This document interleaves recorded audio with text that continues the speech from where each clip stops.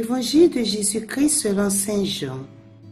En ce temps-là, Jésus disait à la foule, « Moi je suis le pain vivant qui est descendu du ciel. Si quelqu'un mange de ce pain, il vivra éternellement. Le pain que je donnerai, c'est ma chair donnée pour la vie du monde. » Les Juifs se querellaient entre eux. « Comment celui-là peut-il nous donner sa chair à manger ?» Jésus leur dit alors, « Amen, amen, je vous le dis. Si vous ne mangez pas la chair du Fils de l'homme, et si vous ne buvez pas son sang, vous n'avez pas la vie en vous. Celui qui mange ma chair et boit mon sang a la vie éternelle, et moi je le ressusciterai au dernier jour. En effet, ma chair est la vraie nourriture, et mon sang est la vraie boisson. Celui qui mange ma chair et boit mon sang demeure en moi, et moi je demeure en lui.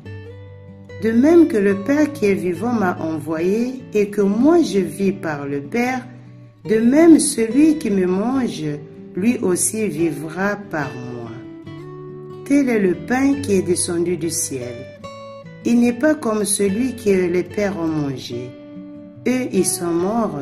Celui qui mange ce pain vivra éternellement.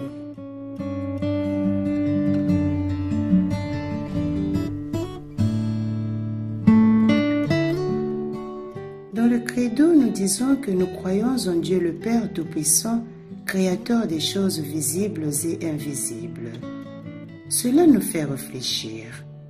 Parfois, nous nous fatiguons pour voir Dieu dans l'Eucharistie, non pas parce qu'il n'est pas là, mais parce qu'il faut apprendre à voir au-delà du visible, c'est-à-dire le mystère invisible. Manger et boire sont des réalités physiques palpables que même si elles sont simples et immédiates, Dieu utilise pour annoncer les réalités du ciel. Le pain est la nourriture solide qui nous est offerte pour nous enlever la faim pendant que nous mangeons.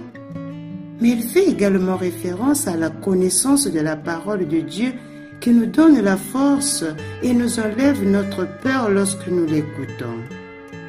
Le vin est ce qui rend la table joyeuse, ce qui nous permet de faire la fête et de nous réjouir. Mais il renvoie aussi au sang vital qui circule de manière liquide dans le corps et qui l'anime. Il nous annonce donc l'esprit, ce feu rouge d'amour qui nous enflamme de courage pour vivre la parole. Ce merveilleux sacrement est le signe efficace, c'est-à-dire puissant, qui nous permet d'entrer dans le mystère. Ce que nous efforçons de voir avec nos yeux extérieurs dans les espèces du pain et du vin, c'est-à-dire la présence de Dieu, nous sommes appelés à le voir avec nos yeux intérieurs lorsque Dieu vient habiter en nous. Le mystère de sa présence nous change, nous permet de trouver la raison d'une vie sainte, pleine et heureuse. Lorsque nous communions au corps et au sang du Christ, il nous assimile à lui-même et nous devenons une partie de son corps mystique qui est l'Église. C'est le sens profond du mot communion. Nous sommes tous ensemble parce que nous sommes ensemble dans le Christ, dans celui qui a donné son corps et son sang sur la croix pour nous, c'est-à-dire pour notre salut. Ensuite, l'Eucharistie est une action de grâce, c'est-à-dire une reconnaissance dans la joie de la grande œuvre du salut.